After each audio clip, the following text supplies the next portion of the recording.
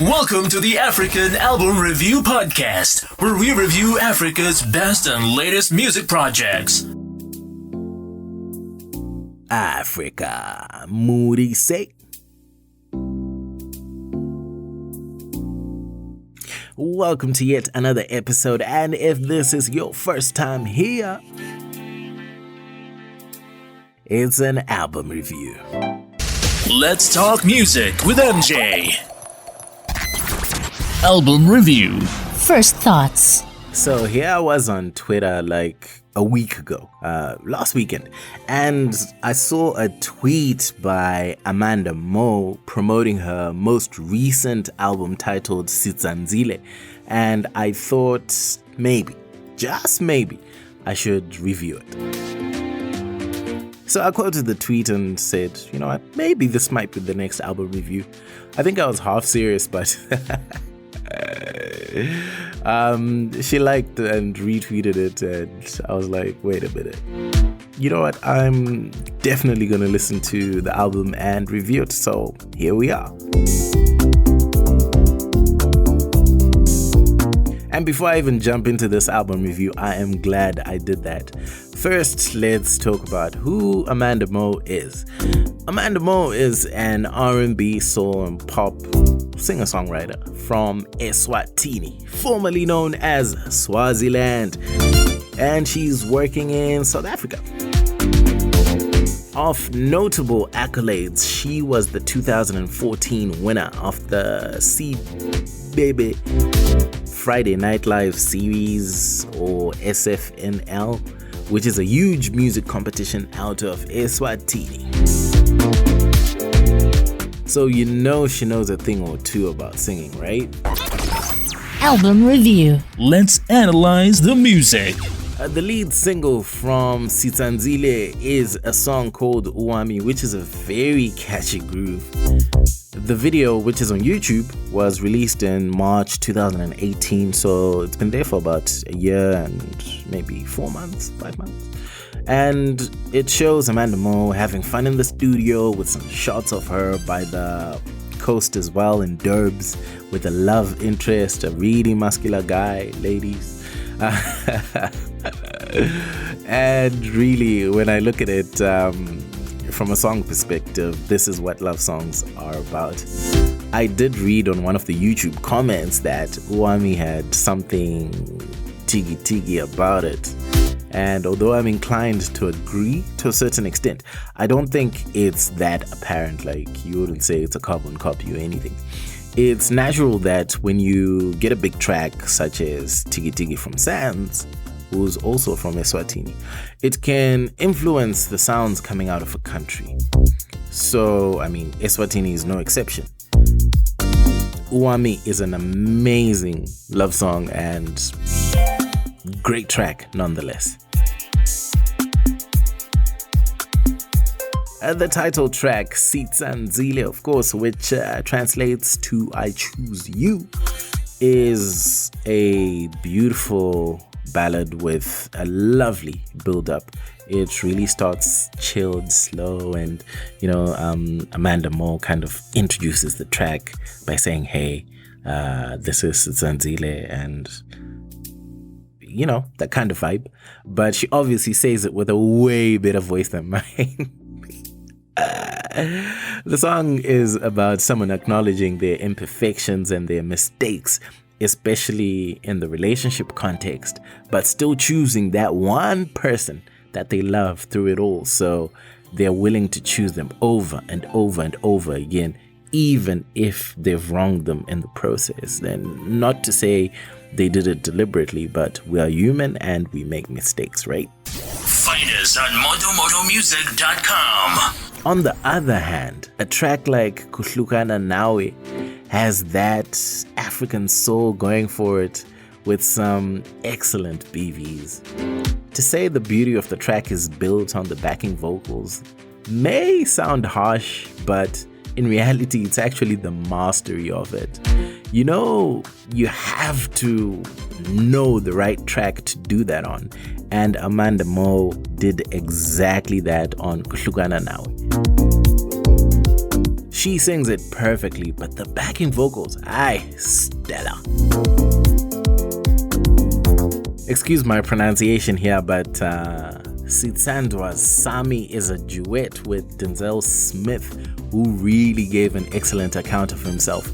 The brother is vocally gifted, and it was nice to hear a different dynamic to this album. This is potentially the slowest tune on Sitsandzile, maybe including the song Broken Little Thing as well. Yeah, those two are, I guess, the slowest songs on there. But I guess on that note, I believe collabos in general do add variety to any album. Having said that, there were only 3 collabos on Sitsandzile. 2, if you consider that DJ Maphorisa was really on the producer creds rather than a vocal performance. Point being, you really get a largely undiluted Amanda Moore on the entire Sitsandzile project. Album review. The technical side of things. Technically, I would say the album was pretty dope overall. The arrangement was quite impeccable, especially in managing the transition in what you experience. An example is what you get when moving from something as slow and watered down as Sitsandzile Sami, then moving on to Lalela, which I think is one of the best tracks on this album, to be honest. There's nothing overly out of that mellow zone, and with the 12 tracks, I think that was a good move because all of them are generally within the same realm.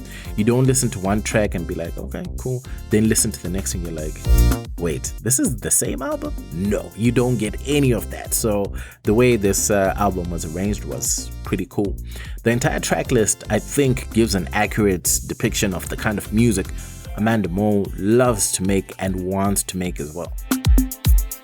To the contrary, I do think for this type of music, which is like ballads and really soulful R&B, I think Amanda Moore can push the envelope a bit more. I really wanted to do even more than what she did on Sitsandzile. She's got an awesome voice, which goes without saying. And what I wanted to hear, and I hope to hear on her next offering, is more clarity in everything, especially the instrumentation and that overall recording, to allow her to shine even more on the track. Really, for me, it's just about taking it that extra notch or two to make it absolutely perfect. One thing I did want to note is I enjoyed some of her vocal techniques and the general use of her voice on this record. The songwriting as well was quite impressive. You can tell that Amanda Moore and her team actually took time to really sit down and come up with some good music. Album review. The final thoughts. It's definitely great to see such good albums coming out of eSwatini. I think the first eSwatini album I ever reviewed was Sands of Time by Sands. And that album really opened up a lot of doors for Swazi musicians when considering, especially, I guess, Southern Africa. Just looking at eSwatini and saying, hey, what's the music from this country like? You can never underestimate that. I can describe Amanda Moore's music as largely soulful R&B with a dash of Afropop in there just to spice it up. When I say a dash, I do mean a dash. There are hints of Afropop, I should say, but definitely wouldn't go as far as boxing it within that one genre. Sitsandzile also has a predominantly live feel to it, so when you go through the tracks, you don't really feel like it's electronic music for the most part. And I'm not sure if most of the instrumentation was just live recorded, but that's the feeling that I get from listening to Sitsandzile. To summarize the general vibe of the album, I'd say half of it is something you can two-step to, just chilled music you can listen to with your bae or even like your parents, that kind of thing. And then the other half is deep love songs, like emotional stuff, and just needs you to sit down and just take it in, Maybe just chilling on a Sunday after church or something and you just want something just to soothe you, you know? And honestly, true to Swazi fashion, Amanda Mo knows how to make a good love song. Take it from me.